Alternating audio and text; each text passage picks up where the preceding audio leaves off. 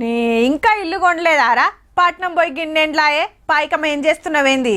హే వానికేంద్రా, ఏన్నో ఒక కాడ ఫ్లాట్ కొనేసే ఉంటాడు కానీ మనకు చెప్తాడు. అబ్బా జర్రంత ఆగితే అయిపోవురా, 70 లక్షలు పెట్టుకుంటే ఏం పెరగకపోయే. హవు కాక ఫ్లాట్లు అమ్ముతున్నావట, ఎంత చెప్తున్నావే? ఎంతరా? గజం 80,000. చల్ గంతేడుందే, మార్కెటే లేదు. అయితేంద్రో అడ్డికి పావుషేర్ అమ్ముకోవాలనా ఎట్లా అని ఆన్నో ఇన్నో అంటుంటే ఇంటుంటాం. అయితే అసలు సంగతి గిట్లుందబ్బా. రియల్ ఎస్టేట్ కథ ఎట్లున్నదంటే దందా డల్లు, రేటు ఫుల్లు. అవు మళ్ళా కొనుడు అమ్ముడు తగ్గిన రేట్లయితే కొండ దిగుతలేవు.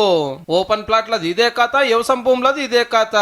ఇకేమున్నది, రిజిస్ట్రేషన్లతోటి ఏడాదిలో 18,000 కోట్ల ఆమదాని వస్తుందని సర్కారు ఆశపడితే బల్మీకి 14,000 కోట్లే వచ్చినాయి. పోయినేడు కంటే కూడా తక్కువ. 2023 అసెంబ్లీ ఎలక్షన్ల ముందు కాంచెల్లి రియల్ ఎస్టేట్ తగ్గి ఇప్పటికి అట్లనే ఉన్నది. మార్కెట్ మంచిగా లేదని కొందరు, కొంటే రేపు ఫాయిదా ఉంటుందో లేదో అని కొందరు. కొత్త సర్కారు 4 వద్దులు చూసి తీసుకుందామని అట్లా కొంత వెనక పట్టు పట్టిరట. జర నిర్ణయాలు అట్లా నడుస్తుందట. మార్కెట్ డెఫినెట్ కొంచెం డల్ ఉందండి. Even though market dull response is really positive. అబ్బా మార్కెట్ డల్ ఉంది, రేట్లు దిగుతాయి, అగ్వల దొరుకుతాయని ఆశపడేరు. నిరుడుకు ఇప్పటికి 10వ పరకు వెరుగుడే గాని ఏడ ఏకాన దగ్గలే. మంచి రేటు వచ్చినాడే అమ్ముదామని, పెట్టిన పైసకు లాభం రావద్దా అని అట్లనే ఉంచుకున్నాడు తప్పితే ఎంతకో కొంత అమ్ముకుందాం అనేటోళ్ళు అయితే లేరు. అంతలా అర్జెంట్ ఉంటే తప్ప. అదేందో గాని రియల్ ఎస్టేట్ లేదు లేదు అనుకుంటేనే సిటీ శివాలు రా ఎటో చూసినా మొగులు దాకే టవర్లు లేపుతున్నారు, విల్లాలు కడుతున్నారు, ఇండ్లు రెడీ అవుతున్నాయి.